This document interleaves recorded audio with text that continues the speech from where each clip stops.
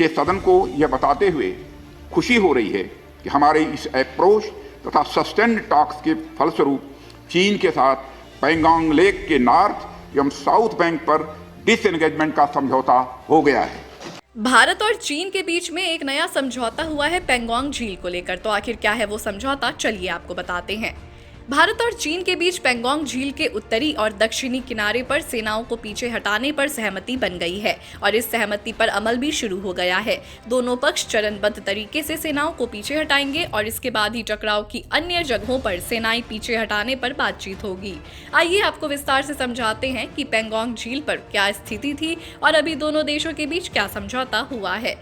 पूर्वी लद्दाख स्थित पैंगोंग झील को लेकर भारत और चीन अलग अलग दावे करते हैं और इसे लेकर दशकों से विवाद है।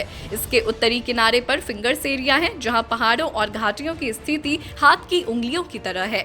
यहां चीन भारत की तरफ स्थित फिंगर 2 तक अपना दावा करता है, वहीं भारत चीन की तरफ स्थित फिंगर 8 तक के इलाके को अपना बताता है। इसी तरह दक्षिणी किनारे की पहाड़ियों को लेकर भी अलग अलग दावे हैं। पिछले साल अप्रैल से मई में चीनी सैनिकों ने पैंगोंग झील के फिंगर्स एरिया में घुसपैठ कर दी और फिंगर 8 से फिंगर 4 तक के इलाके पर कब्जा कर लिया। जब कई दौर की बातचीत के बाद भी चीन ने यहां से अपने सैनिक पीछे नहीं हटाए, तो भारत ने भी जवाबी कार्रवाई करते हुए दक्षिणी किनारे पर स्थित कई चोटियों पर कब्जा कर लिया। तभी से उत्तरी किनारे पर चीन और दक्षिणी किनारे पर भारत का दबदबा बन गया। अभी भारत और चीन के बीच पैंगोंग झील के दोनों किनारों उत्तरी और दक्षिणी पर सैनिक पीछे हटाने पर समझौता हुआ है।